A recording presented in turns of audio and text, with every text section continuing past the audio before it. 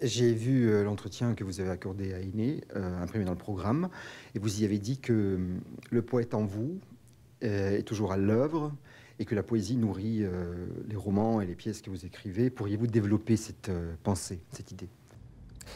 J'ai commencé à écrire de la poésie avant d'écrire du théâtre ou de la forme romanesque, parce que c'est ce que j'aimais le plus. Et c'est resté en fait pour moi l'art suprême en littérature, parce que la poésie pour moi c'est la musique des mots. C'est-à-dire que c'est ce qui peut suggérer au maximum l'évocation, c'est ce qui peut nous faire entrer dans un univers, la poésie. La poésie, c'est comme c'est cette musique qui nous fait voir un paysage, qui nous fait, qui a une dimension comme la peinture, qui nous fait rêver, en fait.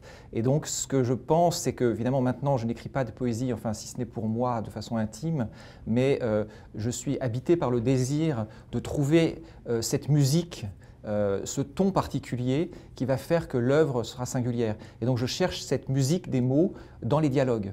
Et j'écris de façon, aussi bien d'ailleurs les romans que les pièces de théâtre, de façon orale. J'entends ce que les disent les personnages. Et je cherche en fait à trouver le ton, cette petite musique, la note qui convient pour chaque réplique en fait. Voilà, vous avez dit dans votre interview que le pouvoir, peut-être le pouvoir politique, le pouvoir à l'entreprise, que ça vous fascine et ça vous fait peur en même temps.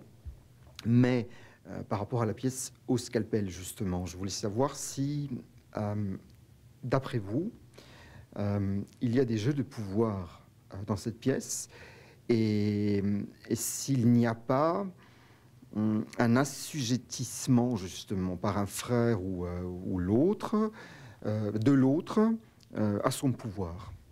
Vous avez tout à fait raison, c'est exactement le sujet de la pièce.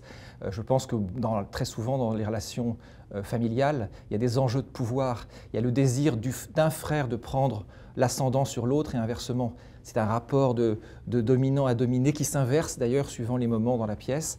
Et je pense que ça, c'est au cœur. C'est pas pour rien d'ailleurs que le début des enjeux et des grandes guerres de pouvoir est à l'origine des grands mythes qui ont fondé les civilisations. Hein, c'est au début dans le mythe grec, c'est au début de la Bible avec Abel et Caïn. Voilà, les fondateurs finalement commencent par une lutte. Et donc c'est vrai que c'est au cœur de la pièce, cette lutte de pouvoir. Des personnalités, des personnages, des caractères très complexes en fait. Il y a beaucoup de couches, c'est très riche. Comment est-ce que, pour vous, un personnage naît? Comment est-ce que vous observez les gens très attentivement ou est-ce que vous trouvez cette inspiration? Comment est-ce que vous accouchez en fait d'un personnage? Ça c'est complexe en fait. Tous les jours j'observe évidemment. Je pense qu'un auteur puise dans sa propre vie d'une part et dans l'observation des autres d'autre part. Cette pièce-là évidemment c'est la question de la jalousie entre frères et sœurs, c'est les secrets de famille, c'est effectivement les luttes de pouvoir à l'intérieur d'une famille, c'est la violence familiale.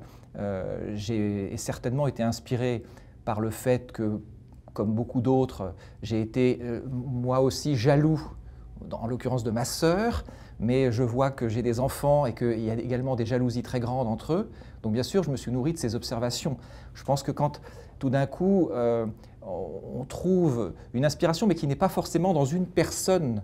Le personnage, c'est comme un enfant en fait. Il est le produit de plusieurs personnes en fait. Il naît tout d'un coup, je le syncrétise, il devient une identité, il devient quelqu'un de particulier. Et donc, c'est difficile de dire comment on crée un personnage. Ça s'impose progressivement à moi, en fait. Le personnage naît, se construit, et donc, ce qui est très important, c'est que chacun de ces personnages ait son identité profonde. Et après, chaque personnage ayant son identité profonde, je suis sa logique. Il devient un être à part avec sa propre liberté.